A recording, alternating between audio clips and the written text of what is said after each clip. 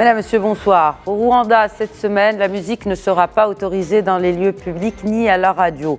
Les événements sportifs et les films seront interdits de diffusion à la télévision, sauf ceux liés aux commémorations du génocide sur les Tutsis. Car ce même 7 avril, il y a 30 ans, près d'1 million d'hommes, de femmes et d'enfants, principalement Tutsis, ont été massacrés en l'espace d'une centaine de jours seulement. 3 décennies plus tard, les plaies du traumatisme restent grandes ouvertes. Le président Paul Kagame, qui présidait les cérémonies en hommage aux victimes, a dénoncé une nouvelle fois hier l'inaction de la communauté internationale face aux horreurs de ce génocide.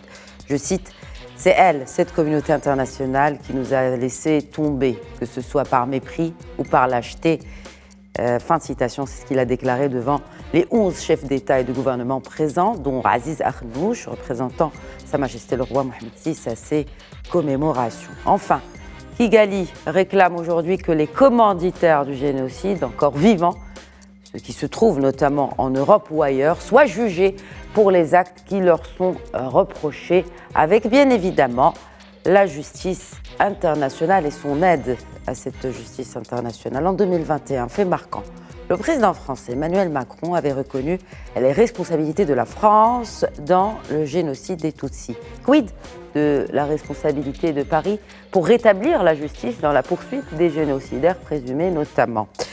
J'accueille ce soir en plateau, c'est un honneur de l'accueillir sur le plateau de questions d'actu. Il s'agit de l'ambassadeur désigné du Rwanda au Maroc, son Excellence Shakila Umutoni. Bonsoir. Bonsoir. Excellence, Madame l'ambassadeur. Merci de répondre à nos questions, à notre invitation ce soir. Avec plaisir. Également, pour décortiquer, analyser la situation avec moi ce soir, un expert en droit d'abord, Mostafa Sahimi, bonsoir. Bonsoir. Et aussi un expert en sécurité, en stratégie, colonel Hassan Saoudi, bonsoir et bienvenue à vous également. Bonsoir madame et merci pour l'invitation.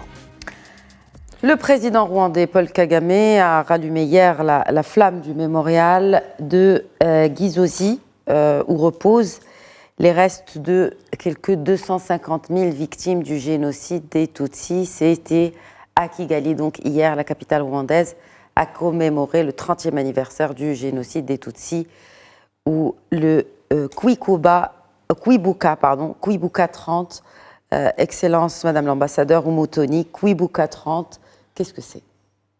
Alors, merci beaucoup de m'accueillir sur ce plateau et pour l'opportunité de parler justement de la 30e commémoration du génocide perpétré contre les Tutsis en 1994. Et comme vous venez de le dire, communément au Rwanda, on parle de Kwibuka. Kwibuka, ça a commencé par Kwibuka 1 et on est rendu aujourd'hui à Kwibuka 30. Alors, Kwibuka, c'est un mot kinyarwanda qui dit « se souvenir ». Souviens-toi. Et donc, c'est ça tout le sens de la cérémonie, c'est se souvenir. Et donc, aujourd'hui, c'est 30 ans déjà que le génocide a eu lieu au Rwanda.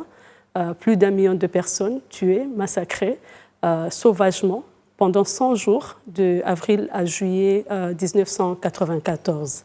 Et donc, comme le nom le dit, c'est le génocide contre les Tutsis. Donc, c'était vraiment la cible de ce génocide. Mais ce qu'il faut savoir, c'est que ce génocide qui a eu lieu en 1994 a été préparé longtemps à l'avance. Exact. Des décennies avant, il y a eu beaucoup de tentatives en fait, d'extermination des Tutsis, depuis déjà les années 1959. Où on a tué beaucoup de Tutsis déjà, et ceux qui n'ont pas été tués ont été forcés à l'exil. Et cela s'est répété après dans les années 70, etc. Et donc, ce qui s'est passé en 1994, c'était vraiment la fin de tout un projet génocidaire qui avait commencé presque 3 décennies avant. Madame l'ambassadeur Umutoni, qui sont les Tutsis?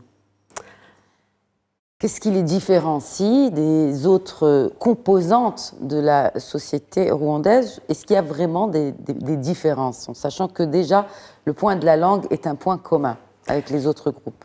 Alors, c'est très compliqué justement de dire qui sont les Tutsis dans un contexte rwandais, parce que tous les Rwandais sont les mêmes. Les Rwandais, depuis la nuit des temps, ont toujours vécu ensemble. Du moment du royaume, le roi était considéré le roi des Rwandais. Il n'a jamais été roi des Tutsis ou le roi des Hutus ou le roi des Twa. Alors, comme dans toutes les communautés, dans tous les pays, il y a des classes sociales. Et au Rwanda, c'était exactement ces classes sociales qui existaient. On était considérés Tutsis parce qu'on avait beaucoup de vaches. On était considérés Hutus parce qu'on en avait moins. On était considérés Twa parce qu'on n'en avait pas du tout. Et donc, c'était plus un aspect économique que ethnique. Et les divisions et le fait de transformer ça en des différences ethniques sont venus avec la colonisation.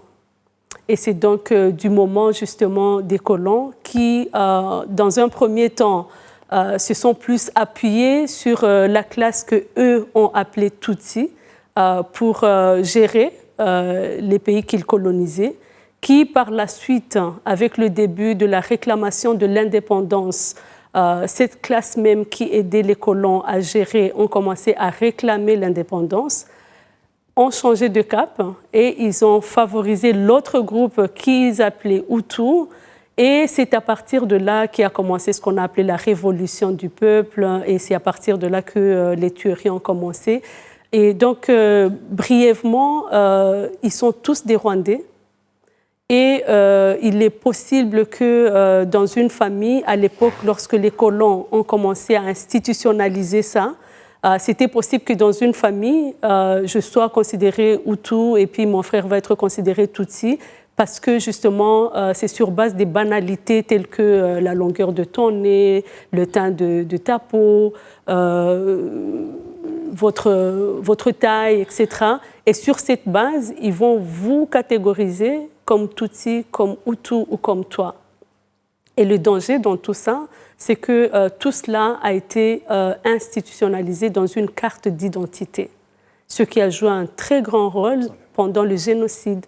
Parce que pendant les génocides, il y a eu des barrières où on devrait vérifier votre carte d'identité.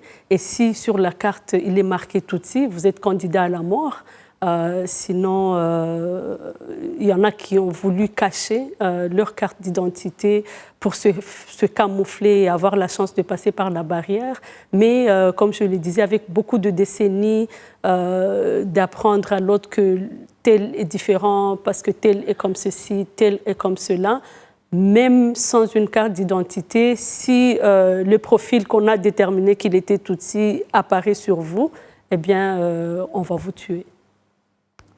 Vraiment, oui, c'est vraiment un épisode de l'histoire. Il faudrait le rappeler que c'est le dernier génocide reconnu du XXe siècle qui s'est passé donc encore une fois en terre africaine. Peut-être un mot, avant de revenir sur l'histoire, hein, sur comment, même si nous avons une belle introduction de la part de Madame l'ambassadeur Omotoni de comment est né ce génocide, mais peut-être un mot sur la tonalité de la commémoration de ces 30 ans du génocide. Oui, professeur Srimi ? Écoutez, ça a pris une dimension exceptionnelle. Et je crois que ça vaut d'être relevé. C'est-à-dire que voilà un pays qui a souffert d'un génocide, pendant 3 mois, d'avril à juillet 1994, il y a eu entre 800 000 et 1 million de victimes, et qui, en 2024, c'est tout le temps commémoré, mais je pense que cette fois-ci, ça prend une dimension particulière. Une dimension particulière attestée par le fait qu'il y a une douzaine de chefs d'État, dont l'ancien président Clinton, l'ancien président Sarkozy et d'autres, etc., un certain nombre de pays africains, de chefs de gouvernement. Qui étaient en poste, qui étaient à Washington, qui étaient en poste absolument. Lors des événements donc tristes il a une connaissance particulière de ce dossier. Je voudrais noter quand même, pour le dire au moins une fois, c'est que Sa Majesté le Roi était représenté par le chef du gouvernement. Aziz Akhnouch, qui était présent, etc. Et je profite pour dire ceci. La nature, la dimension particulière des relations entre les deux pays, les deux peuples, mais entre le souverain et le président Kagame. Je crois que ça, c'est important, c'est quelque chose qui était... Il y a une relation privilégiée, attestée par d'ailleurs le fait que Sa Majesté s'est rendue 2 fois à Kigali, en octobre 2016, par votre contrôle, et en décembre 2019. Et puis, président rwandais a été reçu ici en novembre 2016 aussi, si j'ai bonne mémoire. Donc, c'est quand même intéressant. Il y a aussi les projets de coopération, une vingtaine de conventions, tout ça, etc. Tout ça pour dire que dans le dispositif d'expression de la diplomatie marocaine dans le continent, il y a une place particulière pour un certain nombre de pays, mais aussi pour le Rwanda. Je vais plus loin. Le Rwanda, maintenant, est le siège, qui est le siège de l'Agence africaine du médicament en février 2022. Et je dois dire que le Maroc s'est mobilisé pour que le siège de cette institution sanitaire soit donc précisément à Kigali, alors qu'il y avait comme candidat qui ? Candidat le pays voisin, l'Algérie. Donc ça prouve, le potentiel de mobilisation du Maroc, ça prouve également la crédibilité du Rwanda, puisque le siège, etc., et ça prouve également l'isolement du pays voisin, mais je ferme la parenthèse. Maintenant, pour ce qui est de la dimension... de ces commémorations. La tonalité, c'est le fait que, plus jamais ça, je crois que c'est une reprise en main par les Africains, par-delà le peuple rwandais, le fait que les Africains sont en première ligne maintenant pour dire plus jamais de génocide. Il y a eu 3 autres génocides reconnus au cours du XXe siècle, vous le savez. Il y a celui dans le sud-ouest africain, Namibie aujourd'hui, avec le Troisième Reich de 1904-1908. Il y a eu le 2e génocide, évidemment, juif, avec l'Allemagne nazie. Il y a, auparavant, je dois citer quand même le génocide arménien, 1915-1916, qui est encore une plaie ouverte du côté du peuple arménien, d'un certain nombre d'autres pays, et dans les communautés arméniennes en Europe et ailleurs. Et puis, il y a ça, ce qui s'est passé. Donc voilà, le fait d'affronter, c'est un pays, un peuple qui affronte une situation dramatique. Il y a en moyenne un Rwandais sur 5 qui a été touché par ce génocide. Soit déplacé, soit massacré. Victime, parce qu'il y a eu quand même 2 millions de déplacés et 1 million, même si les chiffres, ils sont sujets à débat. L'estimation la plus minimale, c'est 800 000 morts. Absolument. Mais c'est pour dire que c'est quelque chose de présent et de prégnant dans la mémoire familiale, la mémoire collective de ce peuple. Ce que je trouve intéressant, c'est que, je vous dis, c'est ce peuple qui se prend en charge pour assumer ça, mais pas de manière particulière, mais dans le sens de la réconciliation. Oui. C'est-à-dire, nous sommes tous rwandais. Il y a eu ce qu'il y a eu. Vous savez, il y a 100 jours de deuil qui a été proclamé par le président. 100 jours. En tout cas, sur les 7 jours, là, c'est pour ça que je disais pour la semaine, pas de musique dans les lieux publics, n'est-ce pas ? Mais 100 jours officiels, c'est-à-dire drapeau en berne. Absolument. Donc, c'est un signe, me semble-t-il, de maturité, de maturité du peuple rwandais, et c'est aussi un message adressé à d'autres régions du continent en particulier, où des potentialités de génocide sont là, latentes. Exact. C'est ça que je voulais dire. Alors, encore un mot, si vous le permettez, pour le Rwanda, pour nos téléspectateurs. C'est un pays qui est dans la région des Grands Lacs, on le sait, où il y a l'Ouganda, Tanzanie, Burundi, etc. Et c'est un pays qui a 26 000 km², 13 millions d'habitants. Avec, vous avez parlé des différenciations ethniques, la population Tutsi, c'est 15%. La population Hutu, c'est 84%. Ils disent que c'est minoritaire, mais après on a dit que effectivement on partait du principe, et d'ailleurs c'est un peu le fil conducteur, le fil rouge de ces commémorations du trentenaire du génocide des Tutsis, c'est l'unité. Si vous permettez, bien sûr. Effectivement, vous l'avez dit, c'est la réconciliation. Un mot, il y a un peuple, évidemment, il y a un peuple attaché donc à son référentiel de peuple. Mais on ne peut pas occulter non plus des différenciations socio-culturelles et ethniques. Et ça fait partie des réalités. Oui, mais ils parlent la même langue. Enfin, après, effectivement, je pense que Son Excellence, Madame Oumoutoni, a bien expliqué sur quoi reposer ces différences. C'est vraiment des choses qui ne sont pas palpables. Enfin, je veux dire, oui, certes, peut-être socio-économique, c'est une question de CSP, mais après, effectivement, ils parlent la même langue, ils se ressemblent presque. Et je voudrais revenir justement sur le début de ces massacres avec vous, colonel Saoud. Donc, au début, c'était modéré. Il y avait une certaine tension entre les Tutsis et les Hutus, mais c'était modéré. Et puis, il y a eu cet attentat contre l'avion du président Abiyarimana. Est-ce que c'est là où le génocide, ou en tout cas le début du génocide a commencé? C'était en avril 1994.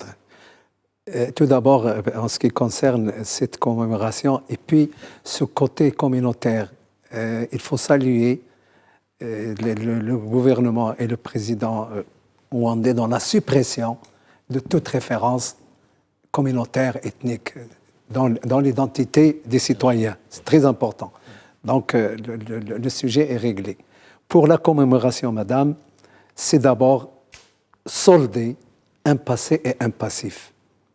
La réconciliation, l'affranchissement d'une période douloureuse pour ce pays-là. Mais c'est en même temps un message subliminal à l'endroit de la jeunesse rwandaise et de la jeunesse africaine. Pourquoi? Parce que malheureusement, notre continent africain recèle encore quelques conflictualités tribales, claniques, ethniques, confessionnelles latentes. Et je pense que le message du président rwandais s'adresse aussi à la population africaine. En ce qui concerne, vous avez parlé de l'attentat contre le président Juvenal. C'est un coup d'État, clairement. Enfin, il s'agit. Après, ça dépend. Il s'agit d'un coup d'État entre guillemets, mais. C'est un attentat qui, comme ils disent, mais ce n'est qu'un exacerbateur. La conflictualité existe depuis bien avant.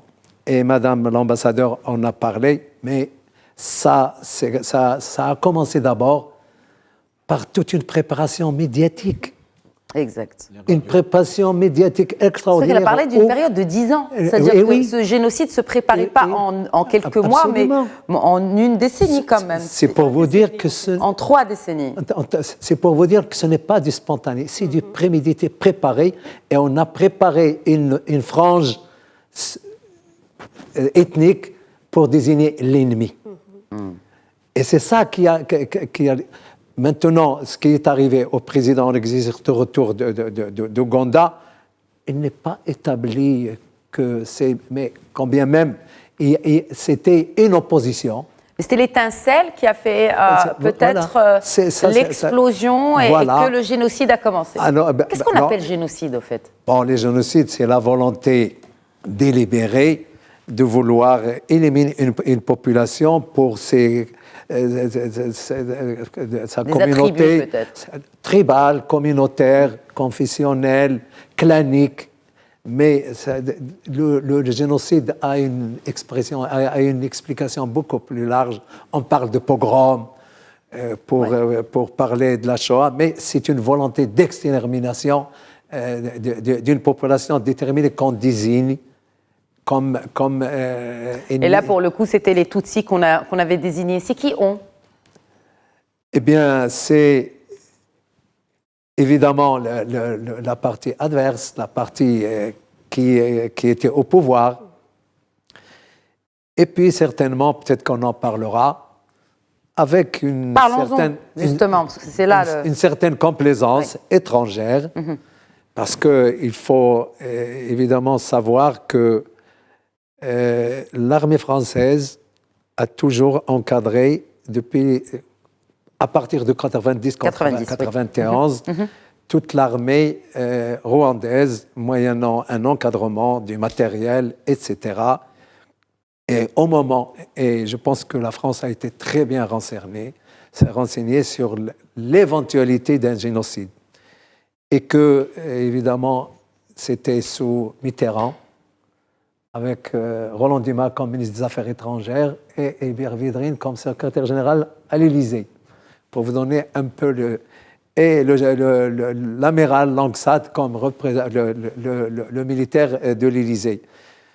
On les a vus maintenant sortir du bois pour parler, Kouchner également. Exact. Je pense qu'il y a eu un aveuglement français caractérisé, et pour ne pas en dire plus, beaucoup de langues se sont déliées pour montrer que, aussi bien dans cette période-là que dans la période de l'opération turquoise, il y avait cette complicité, parce que turquoise, essentiellement, votée par une résolution de l'ONU, était une mission humanitaire, une mission de maintien de la paix, dans laquelle on a employé des forces spéciales, avec du matériel énorme, de l'aviation. Et donc, il y a cet aveuglement, mais je pense qu'avec le temps, il y aura une déclassification de certains documents qui donneront davantage d'informations pour les historiens et pour ce pays. Qu'en est-il justement de ce travail d'historien? Je vous reviens dans quelques instants, Mustafa Sremi. Excellence Madame l'ambassadeur Moutoni, qu'en est-il du travail de ces historiens? Est-ce qu'on peut dire aujourd'hui que le travail est terminé 30 ans après? Alors, certainement que le travail n'est pas terminé. Certainement que le travail n'est pas terminé, mais peut-être, si vous permettez, je voulais rebondir un peu sur ce que vous avez demandé tout à l'heure par rapport au déclencheur du génocide. Exact. Je crois que c'est très important de clarifier cette partie, parce que, comme on l'a dit, ce génocide a été préparé depuis très longtemps. Alors, l'avion est assassiné le 6 avril, Oui. vers le soir, la même nuit. Il y a des tueries qui commencent partout dans le pays. De manière systématique et parallèle. Ah, oui. Il y a des listes déjà préétablies de qui va mourir. Wow. Il y a déjà des armes, des machettes prêtes pour le travail. Et donc, quiconque va vous dire que c'est parce que l'avion a été descendu que le génocide a commencé, eh bien, c'est un mensonge. Parce que c'était trop bien organisé pour que ce soit vrai. Tout était en place, Oui. donc avion ou pas avion, Absolument. le génocide devrait avoir lieu. Donc il y en a peut-être qui l'ont utilisé comme un motif pour commencer comme déclencheur, mais le plan était déjà en place. Les listes de tous ceux qui doivent mourir étaient déjà établies, les armes qui allaient être utilisées étaient déjà établies, les personnes qui devraient être impliquées dans ces tueries étaient déjà formées. Depuis très longtemps, la jeunesse de la milice du gouvernement qui était en place, vous l'avez dit, il y avait beaucoup de propagande déjà au niveau des radios, la fameuse radio RTLM, la radio-télévision des Mille Collines, qui diffusait des messages partout dans tous les coins du pays pour dire, voilà, c'est l'heure, il faut aller travailler, c'est comme ça qu'on appelait ça, il faut aller travailler. Et travailler signifie aller tuer les Tutsis. Et donc, il faut vraiment que ça soit clair que ce génocide était préparé depuis bien longtemps et que peut-être cet avion a été un déclencheur, mais le plan était déjà en place. Mais si le plan était en place, c'est pour justement éliminer les Tutsis ou il y avait une raison derrière aussi? C'était le plan d'éliminer les Tutsis parce que c'était justement le génocide qui s'était préparé pour. Et ça s'était dit déjà depuis très longtemps. Pendant tout ce temps où il y avait les accords d'Arusha, si vous avez Mais suivi, étaient minoritaires, ces Tutsis. Pourquoi ils dérangeaient? Alors, ça va nous faire revenir en arrière dans l'histoire. Oui, donc ça a commencé, comme on l'a dit déjà, pendant la période coloniale. Mais je vous ai dit que déjà, à partir de l'année 1959, les tueries ont commencé. Et chaque fois qu'il y avait des tueries, il y avait aussi des vagues de réfugiés. Et donc, c'est des Rwandais qui se réfugiaient dans les pays voisins. En RDC, en Ouganda, Zaïre en Tanzanie, Zaïre à l'époque. Et de plus en plus, il y avait des réclamations de la part de ces réfugiés, leur droit de retourner au pays. Et là, le président Habyarimana, qui était justement au pouvoir pendant le génocide, lui, qu'est-ce qu'il dit aux réfugiés? Il leur dit, eh bien, le Rwanda, c'est comme un verre d'eau, il est déjà rempli, et donc on n'a pas de place pour vous. Donc restez où vous êtes, parce que nous, on n'a pas de l'espace pour vous recevoir. Et donc, incessamment, il a dit qu'il n'y avait pas d'espoir pour les Rwandais de revenir.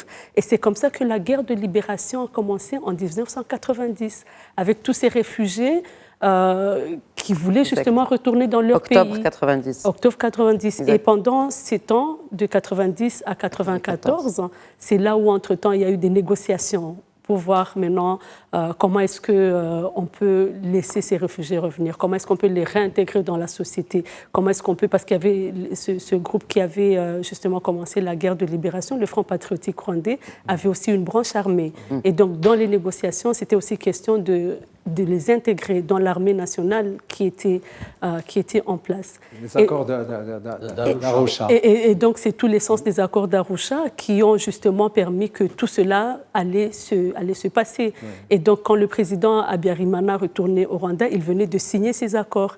Alors, dans son camp, il y avait des extrémistes qui ne voulaient pas que les Tutsis soient intégrés. Exactement. Et donc, du coup, quand on parle des gens de son camp qui n'étaient pas contents parce qu'il a signé et que, du coup, il fallait qu'ils soient éliminés et leur laisser le champ libre, justement, pour mettre en œuvre leur projet génocidaire.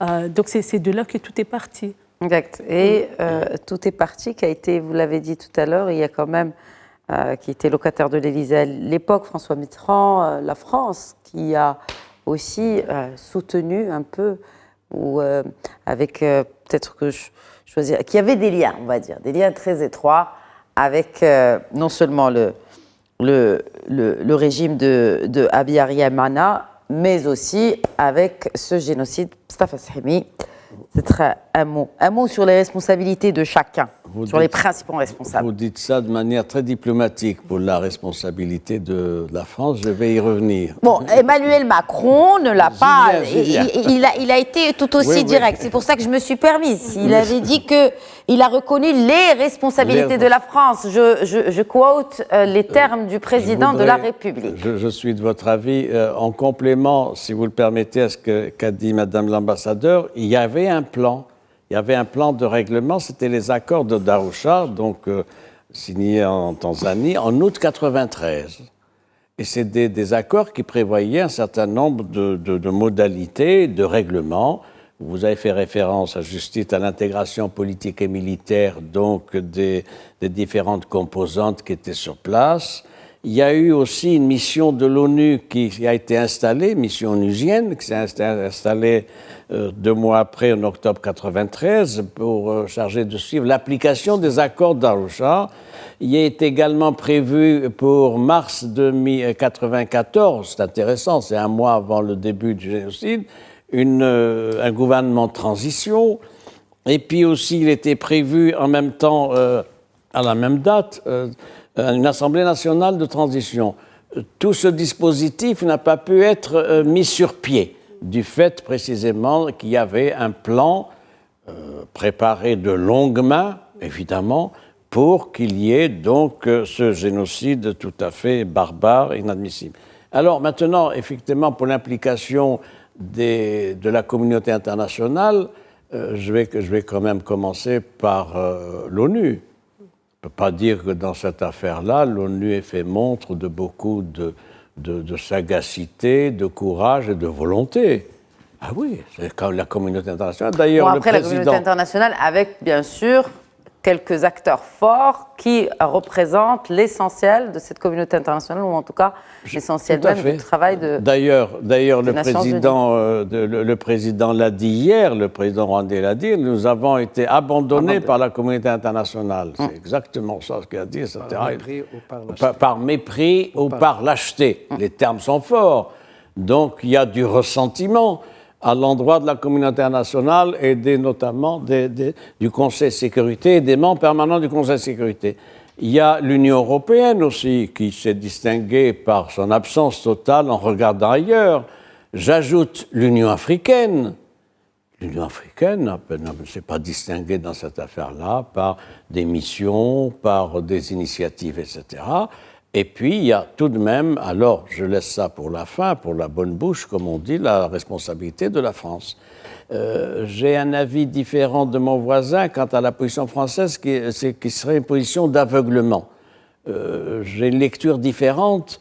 C'est le président Mitterrand, avec son état-major particulier, qui avait ce dossier en main. Ça n'était ni les affaires étrangères, ni le ministère des Armées, etc. D'ailleurs, ministère des Armées, je vous donne... Kouchner n'était pas au courant, il ne suivait pas.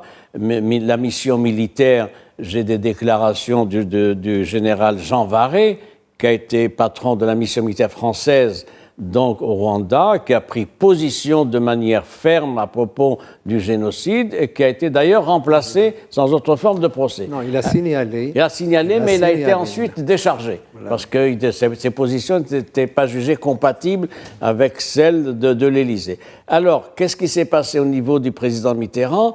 Mitterrand avait une préoccupation, c'est éviter que le Rwanda ne bascule dans une région majoritairement anglophone.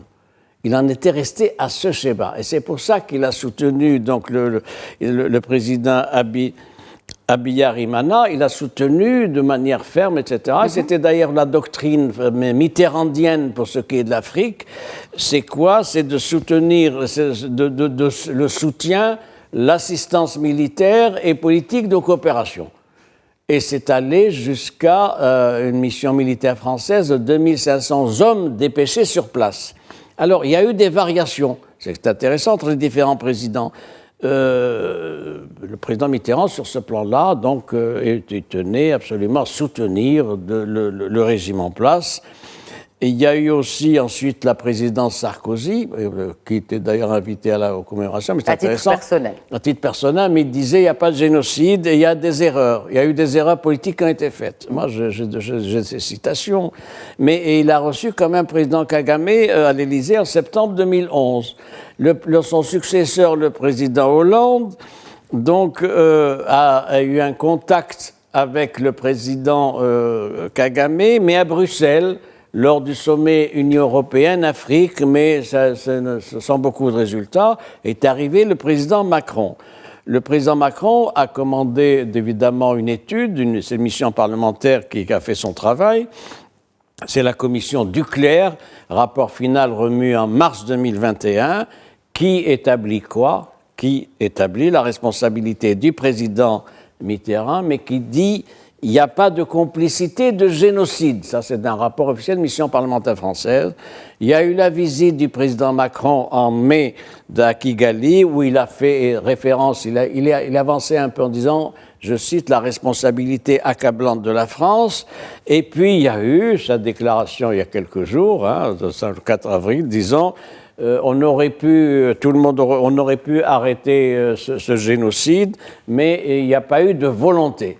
Donc il y a là, enfin, après 30 ans, une boucle qui est bouclée, et enfin, la responsabilité totale de la France est établie à propos de ce jury, responsabilité qui s'est traduite de manière opérationnelle, avec des contingents, avec la fourniture d'armes et de munitions, avec le fait qu'on a demandé à la mission des Nations Unies de se retirer et de se limiter donc simplement des postes d'observation. Donc il y a là un gros dossier historique, mémoriel, qui pèse toujours dans les relations entre entre Kigali et Paris et qui va rester présent dans les mémoires longtemps, me semble-t-il. Mais elle est apaisée. À quel point, colonel Saoud, cette relation entre Paris et Kigali, elle s'est apaisée à travers les années, notamment après cette déclaration d'Emmanuel Macron, qui n'est pas des moindres quand même. Elle a 3 ans, il ne fait pas très longtemps que la France assume finalement ses responsabilités. Absolument.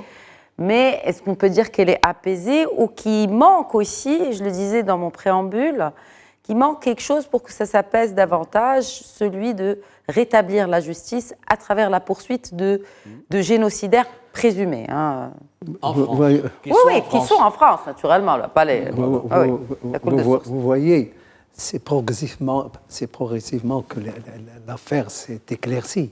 On ne va pas demander à la France, à Mitterrand, qui était l'auteur de tout ça, et puis ceux qui sont venus après. À un moment donné de l'histoire, il y a des gens qui se disent, vous avez vu la déclaration de Bernard Kouchner. Il a dit littéralement, Mitterrand est le premier responsable des génocides. Il l'a dit. Bon, pour le président français actuel, il a dit la responsabilité, mais il n'a pas... Les responsabilités, mais il n'a pas... pluriel. Qu'est-ce que les Rwandais attendraient, de mon point de vue? Un pardon. Qu'ils demandent, comme ce qu'a fait le président Clinton. Le président Clinton a solennellement... Sont suffisantes. C'est-à-dire au vu quand même du poids, du nombre de victimes. Oui, on n'est pas en train de parler de dizaines de millions, on est en train de parler d'1 million de victimes. Oui, est-ce que les excuses sont suffisantes? Oui, ça c'est la politique. Ouais. Ça c'est le côté politique. Il y a d'autres étapes après en ce qui concerne les réparations, etc. Ouais. J'ouvre la parenthèse, dans l'histoire du monde, le génocide des Tutsis est le plus rapide de l'histoire des génocides. Oui. 100 jours, c'est le plus... 100 jours, voilà. Je suis désolé pour ce palmarès un peu macabre, mais il est enregistré comme quand même un génocide le plus rapide. Maintenant, j'ai vu son intervention hier. Il a dit, j'ai dit tout ce que j'avais à dire, je n'ajouterai pas quoi que ce soit et je ne retrancherai pas quoi que ce soit. Néanmoins, il a quand même envoyé son ministre des Affaires étrangères, plus le ministre de la mer qui est d'origine rwandaise. C'est quand même au niveau de la symbolique important. Et donc, il y a l'essentiel, c'est que ce rappel historique, cette enquête dans l'histoire du génocide des Tutsis ne va pas s'arrêter là. Voilà. Madame l'ambassadeur a raison de dire on continue encore à trouver des charniers. Aujourd'hui. Et donc ce n'est pas fini. Il y a quand même des gens qui commencent à donner des informations. Il y a des enquêtes qui se font. Et j'imagine que ce n'est pas fini. Parce que ça peut être des enquêtes au sein même de la même famille. C'est-à-dire qu'ils peuvent être membres de la même famille. Absolument. Une tante est Tutsi et un autre oncle est Hutu, et puis on se retrouve aussi dans un... Il y a une phrase qui m'a interpellée justement dans l'allocution du président Paul Kagame hier, comment faire société alors que les anciens bourreaux vivent aux côtés des victimes. Oui, c'est ça. Et il a raison de dire aussi que le génocide est une histoire d'aujourd'hui et que le peuple rwandais ne se laissera pas mourir de nouveau. Vous faites bien de dire que c'est d'aujourd'hui. C'est très fort. Oui.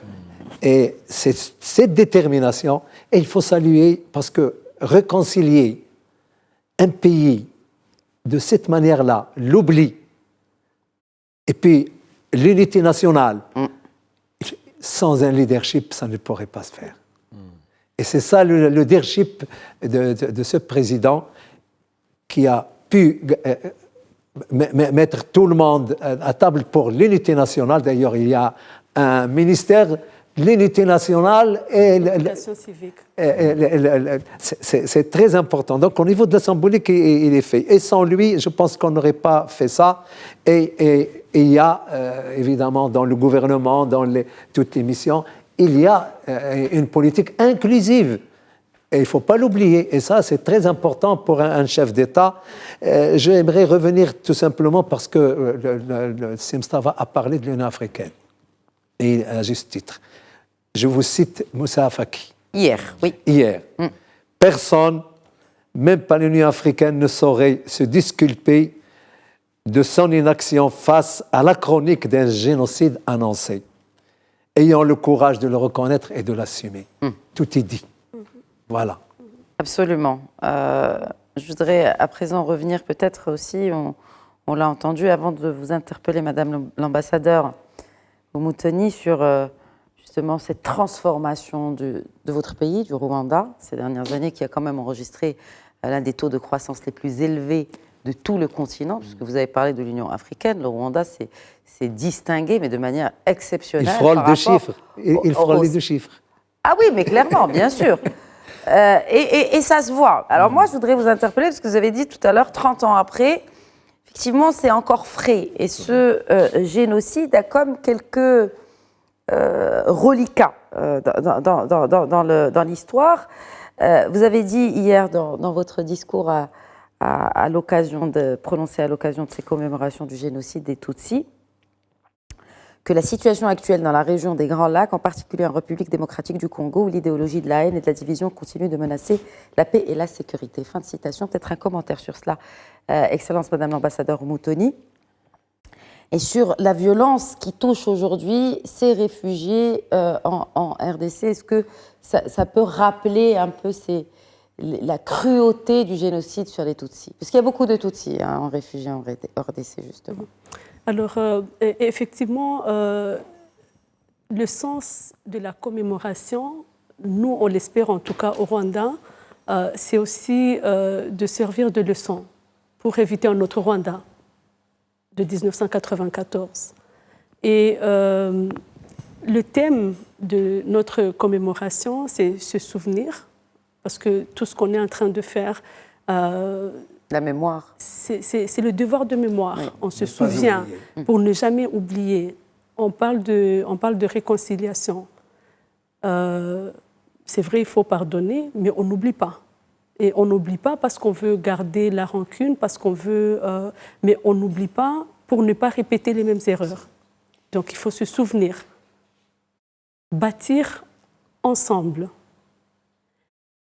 Il y a quelques années, le président Kagame, justement, parlait des choix que le Rwanda avait fait face à cet innommable qui nous est arrivé, le génocide des Tutsis.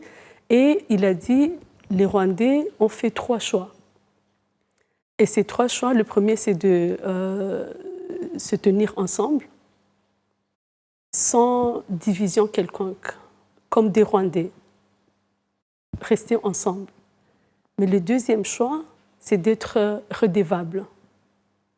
Accountability. Et le troisième choix, c'était d'avoir une grande vision pour notre avenir. Parce qu'on ne veut pas rester au fin fond du trou noir. Parce qu'on est vraiment arrivé au fin fond. Et le choix était de se relever et d'avancer. Mais en avançant, il faut s'assurer qu'autour de nous, justement, tous ces challenges dont on a parlé, les questions de justice, les questions de réparation, les questions de la mémoire des victimes, etc., c'est des questions que nous vivons au quotidien.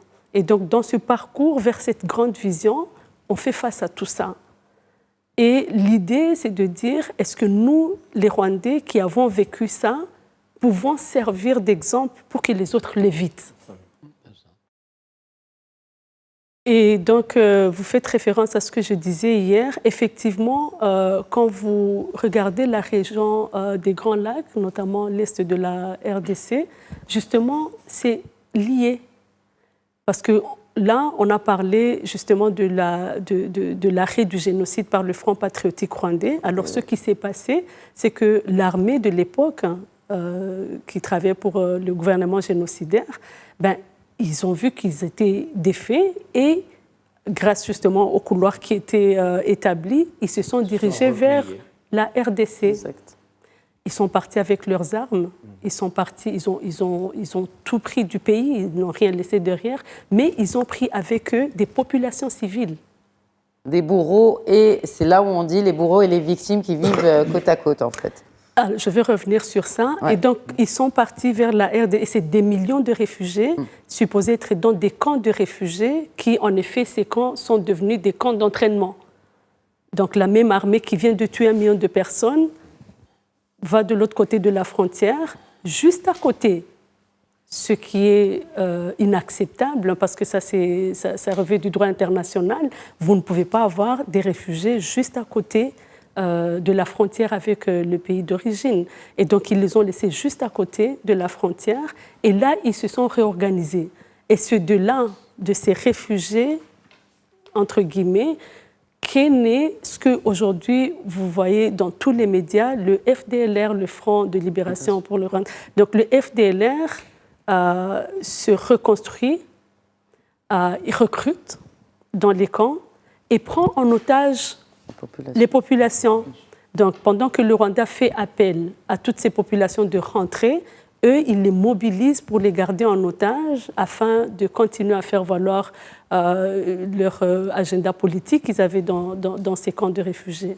Et donc, c'est de cela que tout ça a... Donc, cette idéologie génocidaire qui avait commencé à l'intérieur du Rwanda est maintenant transposée en dehors des frontières du Rwanda. Elle est exportée. Elle a été exportée. Et là, les Congolais d'expression rwandaise deviennent maintenant des cibles de la même manière que les Tutsis au Rwanda étaient des cibles pendant le génocide. Et là, il y a d'autres vagues maintenant de réfugiés. Là, on en a plus de 100 000 au Rwanda qui sont venus de l'Est du Congo parce qu'ils sont menacés justement par le FDLR et beaucoup d'autres groupes armés maintenant qui sont à plus de 200 à l'Est de la RDC. On a peur de se diriger vers un nouveau génocide. C'est pour ça qu'il y a ce devoir de mémoire qui s'impose. Vous avez parlé tout à l'heure de bâtir ensemble. Il nous reste un peu de temps sur le bâtir ensemble au sein de cette communauté africaine et partir au-delà des frontières pour justement tracer un avenir commun dans la prospérité. Et dans ce sens, j'aimerais bien vous interpeller. Vous êtes la représentante du Rwanda ici au Maroc pour nous parler pour clore ce débat sur une note d'avenir sur les relations de partenariat et de bâtir ensemble entre Rabat et Kigali. Alors, d'abord, avant tout, j'aimerais profiter de cette occasion pour exprimer notre gratitude pour tout le soutien que l'on voit qui vient justement du Royaume du Maroc. Et comme on l'a dit en début d'émission, cela découle de la grande amitié qui existe entre nos deux leaders, le président Paul Kagame et Sa Majesté le roi Mohamed VI, que Dieu l'assiste. À partir de cette relation qui est très importante, on a vu l'évolution de la relation bilatérale, notamment par une représentation des ambassades résidentes à Kigali et à Rabat, mais à la suite desquelles aussi, suite aux échanges de visites entre Kigali et Rabat, plus de 40 accords ont été signés. Il y a des projets qui se sont matérialisés aujourd'hui avec la Cooper Pharma, avec l'OCP. Il y a vraiment des usines qui sont déjà bien établies à Kigali. Et nous avons beaucoup d'espoir que la relation bilatérale entre le Rwanda et le Maroc devient comme un modèle d'une coopération sud-sud qui se transforme justement en projet de développement et de prospérité, mais surtout une relation d'amitié et de coopération que nous l'espérons va continuer à évoluer dans les années à venir. Elle va évoluer certainement aussi en attirant des investissements rwandais au Maroc. Est-ce que c'est le cas aujourd'hui? Est-ce qu'il y a des investisseurs rwandais au Maroc? Alors, il y a beaucoup d'intérêt. Il y a beaucoup d'intérêt de la part des opérationnels du secteur économique, financier, etc. au Rwanda. Et ça fait partie justement de notre mission ici pour informer les Rwandais des opportunités qui existent ici au Maroc. Et bientôt, nous allons avoir le CEO Forum à Kigali en mai, du 15 au 17, où il y a une bonne délégation du Maroc qui va se rendre au Rwanda. Et ce que nous sommes en train de faire, c'est de nous assurer qu'il va y avoir des réunions bilatérales entre les différents opérateurs dans les différents secteurs des infrastructures, des technologies de l'information, de l'agriculture, etc., pour justement voir quelles sont les opportunités au Maroc, quelles sont les opportunités au Rwanda pour continuer à développer cette relation. Et nous y reviendrons parce que nous couvrirons, Inch'Allah, certainement le CEO Forum à Kigali, donc à la mi-mai. Un dernier mot, Moustapha Sahimi. Sans oublier le soutien défectible de Rwanda à la cause nationale et au sein de l'Union africaine et devant les instances internationales. Un mot encore, vous avez fait référence au leadership du président Kagame. C'est un leadership, c'est une autorité morale, c'est un leadership politique diplomatique qui se vérifie au niveau continental, c'est une voix qui compte, c'est une voix qui porte. Et on se réjouit d'avoir un peuple et un président qui a ce profil-là. Exactement. Merci Moustapha Sahimi, merci colonel Hassan Saoud. Merci à vous. Vous vouliez rajouter un dernier mot pour la fin? Nous souhaitons, il faut souhaiter que cette partie de la visite de l'histoire, qui est quand même violente de ce pays-là, continue, parce que c'est la seule façon de faire ce qu'on appelle un pansement au sein de la population. Et évidemment, le président Kagame, il faut lui rendre hommage aussi parce qu'il était l'artisan de toute la réforme de l'Union africaine, avec des propositions extraordinaires qui sont mises en place aujourd'hui. C'est vrai que sa présidence, effectivement, elle était remarquable et puis elle a marqué d'une pierre blanche quand même dans l'histoire de cette Union africaine. Et enfin, je souhaiterais à un moment dans les regards voir encore ces relations-là par un consulat dans nos provinces sahariennes. Inch'Allah. Inch'Allah. Inch'Allah. Excellence, Madame l'ambassadeur Shakila Omotoni, ambassadeur désigné du Rwanda au Maroc. Merci d'avoir répondu à nos questions ce soir. Merci beaucoup. Marhaba. Merci à vous également, colonel Hassan Saoudi. Merci. Merci, professeur Sahimi. Merci à vous. Et voilà, c'est la fin de Questions d'Actu pour ce soir. Très bonne soirée.